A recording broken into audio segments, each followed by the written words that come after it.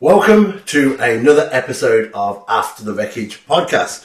I'm Nathan Ross and this is my wife Melissa Ross. Hi. And we're going to talk about Trickle truth. Trickle truths. This has been a hot off the press topic for many of our calls this week. Hot off the press. Hot off the press. Hot off the this press. has been the buzzword of the week, I would say. Yeah, so if you're just joining our podcast or you don't know who we are Nathan and Melissa Ross. We went through a rebuild and repair journey 3 years ago, and we help couples and individual men rebuild and repair their relationship, their marriage, and see there is a future after betrayal and infidelity.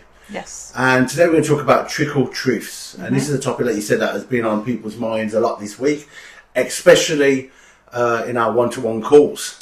Yeah, you did put a poll out asking which topics we should do for our podcast this week, and that was the number one. Yeah. Now, if you're wondering why we look tired, it's because we are. It's almost midnight in the UK. It's almost midnight here in the UK, and we've been busy with calls. That's how we roll. And it's how we roll, because we want to give you as much help and support and help you feel seen if you're going through betrayal. Shall we just add that it's also been a little bit of a mini heat wave in the UK, and it's much cooler at midnight than it is in the daytime. And if you're from the UK, you know we don't have aircon like you Americans, and so we sweat. It's much less sweaty overnight. Yes, and that's why we're doing it now at midnight. So I hope you appreciate this. It's just you that looks tired. Is it just me? I'm fresh.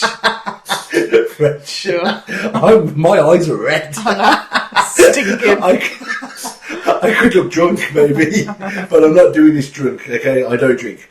Okay, so you're going to have to lead this podcast because I look tired. Let's talk about trickle truths. Right. What are we exploring? What is trickle truth, first of all? Okay. Share with the audience. So trickle truths is a decision made by a man of not wanting to share. Or a woman. Right, can we get this? Let's just do this. Okay, let's just do this. Women cheat also. Yes, we know women cheat. Okay, we know women cause infidelity. However, we are talking from what we work on, which is men and couples. Yeah. We don't work with women and couples. We work with men and couples. You work with women, but more from the betrayal point of view. But yes, we know women can have infidelity and betrayal as well. But we specialise, our niche, we work with men and couples. Hashtag disclaimer. Hashtag disclaimer. So, trickle truthing is when men make a decision. Remember that. Make a decision. Yeah. Make a choice. Just like they made a choice into betrayal and caused the pain and trauma, they make a decision to only tell you certain parts of the story or answer the questions bitty. So they reveal small bits of the affair and the detail over time rather than being fully honest and transparent up front. Yeah. And it's a big thing in the beginning of finding out what's gone on. It's a big thing in finding out the if you've been blindsided and then suddenly this whole infidelity and betrayals come out, then it's a big thing because you automatically want to know the truth. You want to know what's gone on as the partner, as the married wife, as the victim. You want to know everything. You want to know times, dates. And because of what's happened from him, he starts defending himself and starts doing this one thing, I don't know. Oh, that's so frustrating, isn't it? I don't know. Especially from the victim's point of view, because it seems like a cop-out. It seems like deflection. It seems a lazy answer. You can't be bothered to dig deep and figure out why I'm feeling this way or why you've done what you've done. It's a bit of a, I don't want to deal with you answer. Yeah. I was about to say something else then, and I thought, no. What I was thinking was that I remember when the truth started coming out initially with us two, and I was worried and fearful of how you would feel. The truth was coming out, and you already know the truth. You already knew it. A woman's intuition, I've said many times, is 99% bang on. Yep, so and you will be sensing, like you sensed before, what was going on. And in a way, I wanted to not hurt you as much. But the key that we found, especially when we did our own recovery and repair and rebuilding, but also when we talked to many couples over the last however long. You can't hurt a woman who's been hurt by betrayal anymore. Yeah.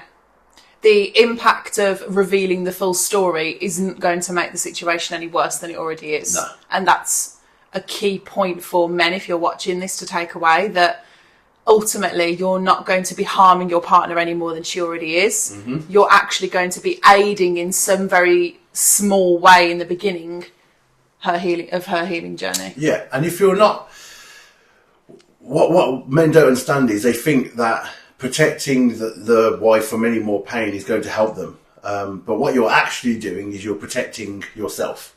You're protecting yourself to make yourself not look as bad as what you've done. Mm-hmm. You're protecting yourself that you don't want to show her your true colours of who you really are, mm-hmm. and how low you've stooped. But also you're protecting yourself from actually the fundamental thing of, I've got to start being honest and fully disclose what's going on. And for the last however long you've had infidelity and betrayal, you've not been honest with yourself, you've not been honest with the AP, you've not been honest with the wife, and so you have no clue what honesty is. No. So let's delve straight into... Oh, yeah. I've made some notes earlier on about this. Very professional. Yes, with my notebook. So we're going to talk about some of the impacts and the implications of Trickle Truth. Okay. And we're going to go through a few of those and just delve into them. So okay. I'll start with the first one and then we can unpack it if that's okay with you. That's perfect, Mr. Ross. Perfect, Mrs. Ross. So number one, I feel, is the most impactful mm-hmm. part of Trickle Truth for the victim. It re-traumatises the betrayed partner. We had a couple the other week, mm-hmm. didn't we? And whenever you come on a call with us, the first thing we work on is, do you know the whole truth? Mm-hmm. Don't we? We always say that question. Does your partner know everything about your affair? Whether it's on the man, we work with the man individually or with a couple. Our first question in building a strong foundation is, do you know the whole truth? Yeah. And if you don't, or you say you have done, you've told the whole truth. This is what happened with this couple recently, where he said he'd told the whole truth, and he forgot about some texts or something happened where there was a bit of...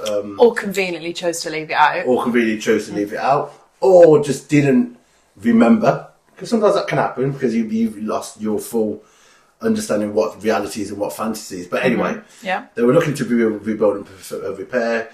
She found some old texts that he hadn't disclosed. And what happens? The wound is opened again. And so what? It's re-traumatization of what's gone on. Absolutely. And each new revelation reopens that wound. Yeah. Yeah. And the pain. Yeah. It's like visiting everyone knows what D-Day is, and the day you found out that you were being betrayed. It visits that D-Day, doesn't it? So instead of a single event to process, you're having to reprocess it, and it feels like the betrayal's happening over and over and over again. Yeah. Each time that Trickle Truth comes out, you feel like you're going right back to D-Day, where the betrayal has just happened. So every point that you've tried to rebuild trust is broken. Yeah, and that first time of D-Day, you see a bit of future, a bit of, okay, we can work on this. Yeah. There's something. I'm angry. I'm in pain. I'm hurt. It's almost a new betrayal in itself. And when this new thing comes out, you can feel like a new betrayal, and then stability goes out the whole window. Yeah, because that initial emotion of, okay, I can get over this, I can work on this, I can try and do something to rebuild and repair with the man that's hurt me. Yeah, that's gone. Yeah, which moves me swiftly to our next point, which is it extends the recovery timeline. Yeah. Now, so basically, if you have started counselling, or if you have started some kind of therapy, or if you've started to rebuild in your own way, trust can't begin to rebuild until the truth is complete and consistent. Yeah. I feel when we talk about extended recovery timeline, we also talk about that a woman, the victim, wants to see the consistency of a man when it comes to rebuilding. It's not so much the time period that it takes, it's the level of consistency that he's committed to. Yeah, and when something like this happens and Trickle Truth happens, he hasn't been consistent because he hasn't told you the full truth. So he hasn't been consistent in telling you the full truth. And so that just literally sets you back Well, the repair becomes unstable. Yeah, and so the timeline, there isn't one, because you can't sit yourself down and go, well, I know the whole truth, let's start rebuilding. Yeah. And most of the time, and if you're a man watching this, most of the time your wives know when you've told the whole truth or not. Okay? So many times we have a first initial call with a couple, and you know the story doesn't add up. They know, your partner, the wife knows the story doesn't add up. And what happens? The truth comes out in the end. Because we explore it, we mediate it, and we understand, and we talk, and the man usually ends up telling the whole truth, which your partner wanted from the beginning. Ultimately, that's exactly what it is. Next part, which again, I think this is leading quite nicely into the points that I noted down. So it erodes the trust that you've started to establish from the get-go. Yeah. So what I mean by that is the original betrayal damages the trust in the relationship. Well, trickle truth damages the healing process, doesn't it? Trickle truth damages the healing process for your partner. And so every time she starts to heal, or tries the process of healing, the journey of healing, something comes out and she has to go back again. And then she continues, and then something comes out and she has to go back again. What I mean by deeper trust erosion is that it can feel like an intentional betrayal again. Oh, yeah. Yeah. It can feel like you've intentionally withheld information from me, so I now don't get to decide or make a concerted decision as to where I want to go with this relationship, because you've purposely and intentionally withheld information that's going to affect my decision about how I want to move forward. Because without that full disclosure, without that level of transparency, you don't have a clear picture of the situation to be able to make a clear decision about where you want to move forward. Yeah. And while your partner is trickle truthing, they're manipulating that decision almost. Even the smallest withheld of information can be seen as manipulation. Yeah, because I suppose the thought process of the person who's withholding the information is, well, what they don't know won't hurt them. I remember you using that. That was a tagline I used quite a lot, wasn't it? Yeah. And also then I think what that does in a longer period is the victim and the wife or the partner starts to question, will I ever know the truth?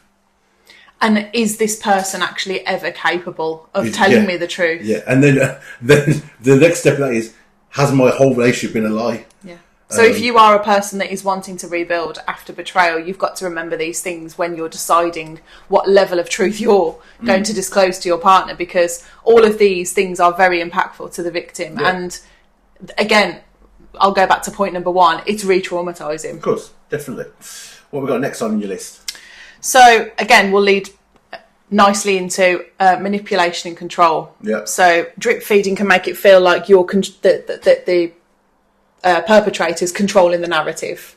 Yep. They're the one dictating how this healing looks. Yep. When actually what they should be doing is sitting in your pain, not dictating how your pain looks and how you're moving forward. Yeah. So what tends to happen is that the victim doesn't feel like a victim because he actually shifts the imbalance, doesn't he? Because he's holding the power. Yeah. And so he's got this power of control because he hasn't told the truth.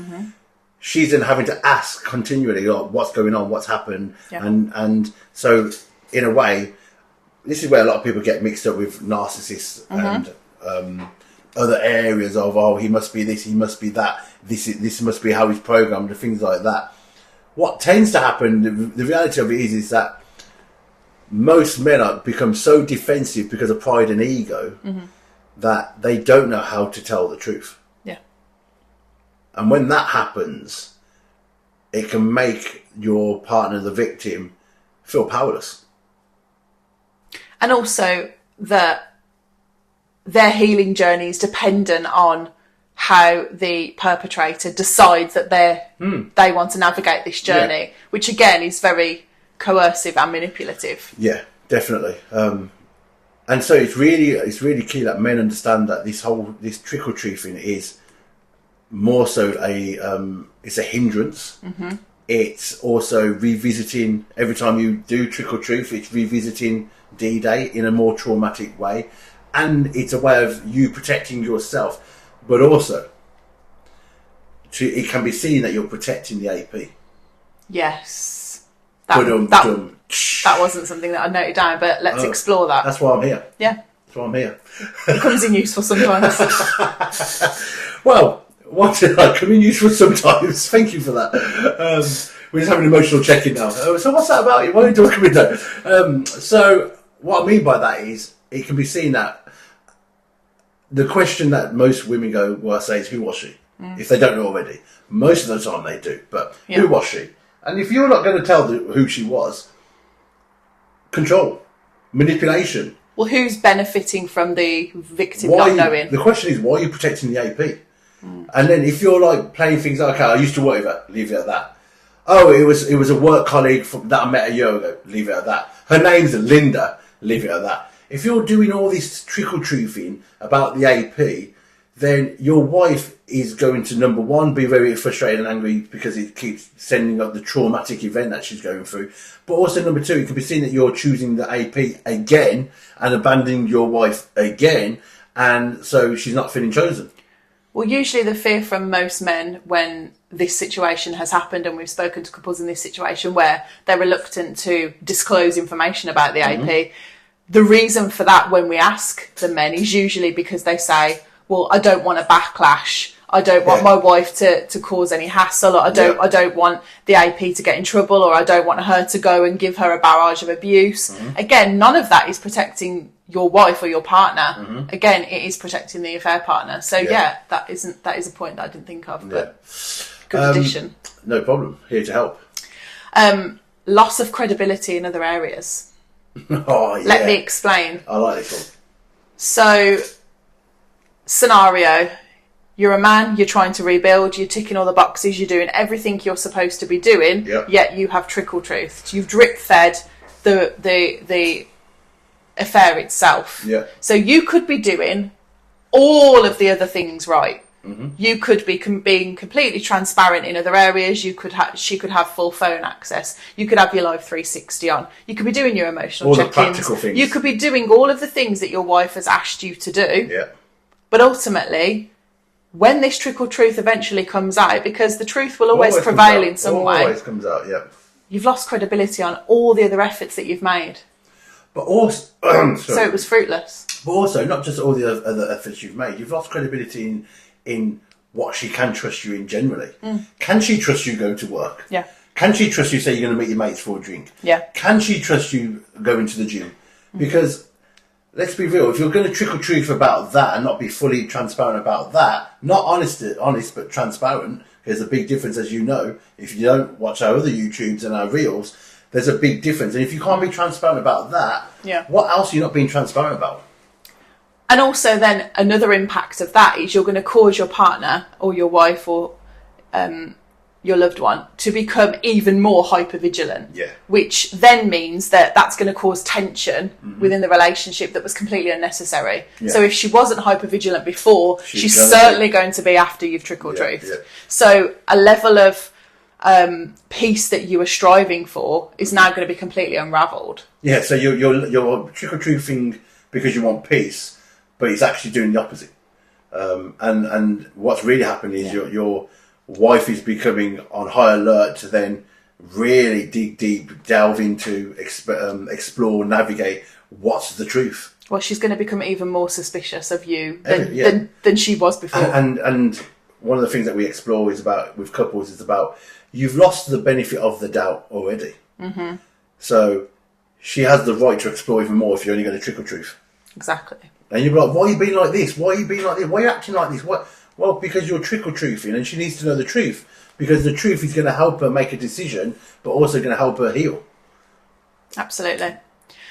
So that brings me on to my final point. The impact on reconciliation or the possibility of reconciliation. So you could potentially lose the only chance you had at rebuilding this relationship if you do not fully disclose the full detail of your affair or your indiscretion. Can I just say this?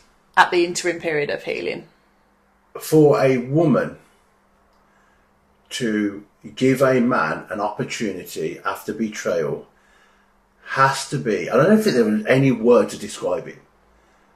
And I know every day I say to you, I appreciate you for what you've done to allow me to show you. But I don't think there's actually a word to describe what it takes for a woman after the betrayal to say, I'm willing to work on this. Yeah.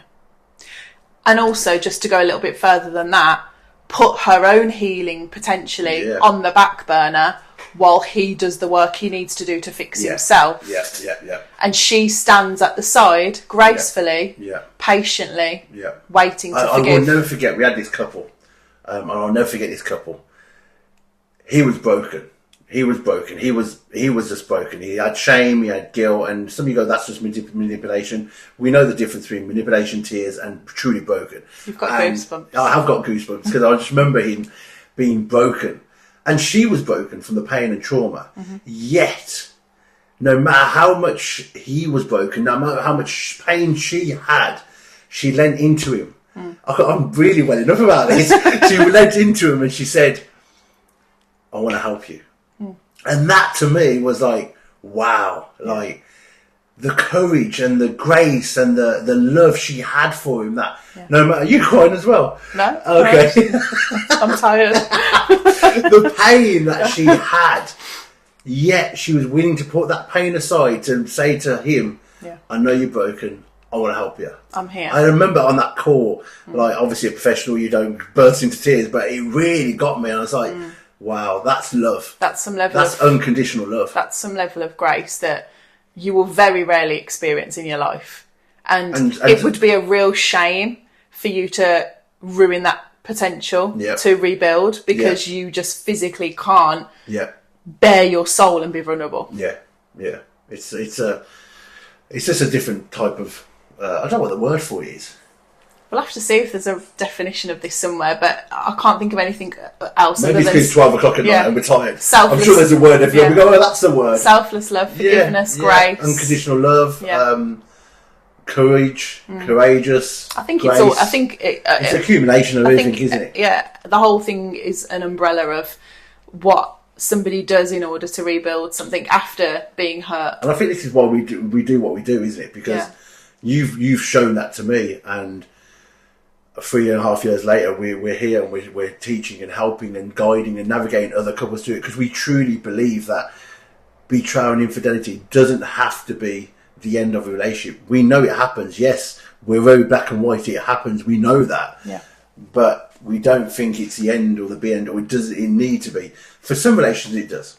We know that. We acknowledge that. Yeah, we're not here living in a fairy tale that every single couple that we work with or that goes through betrayal. We navigated a couple a few weeks back, and we had to say can make it work. But in a lot of situations, if you're both willing to come with a servant heart and realise that you're doing this for the best intention to hopefully make things work, and you're both 100% committed, it really is possible. Definitely. And beautiful things can come from such pain. Yeah. Totally.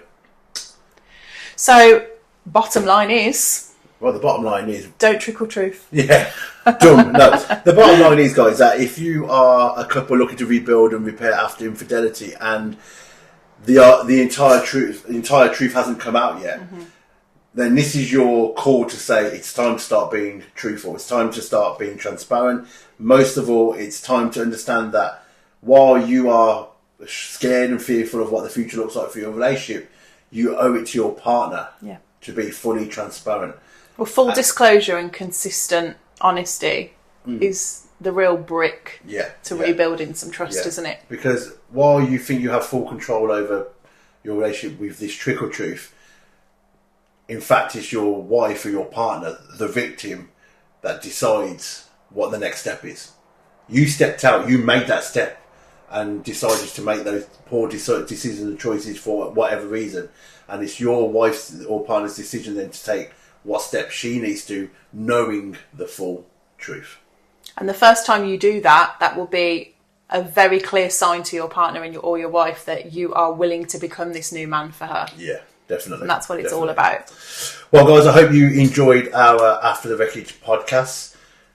Truth or trickle truth? To truth or trickle truth? That is the question. It's like a Halloween thing. We're going on Shakespeare. I know, yeah, but we hope you enjoyed it. Guys, I need your help. We need your help as a podcast. We love for you to subscribe. That's number one. We love for you to put your thumbs up, like it. But most of all, we need comments. Okay, we need comments. And so my question to you is, have you experienced trickle truth in your relationship? And if so, please drop in your story down or drop your experience. Or have we enlightened you or given you some confirmation that you're going through it and that you deserve the truth? Can you relate to some of the things that we've discussed today, and what did that look like for you? Have you managed to rebuild your relationship? We'd love to hear about it. So please drop in the comments, and we will see you next time on our After the Wreckage podcast. I'm Nathan Ross. I'm Melissa Ross. And I'll speak to you soon. Bye-bye. Bye.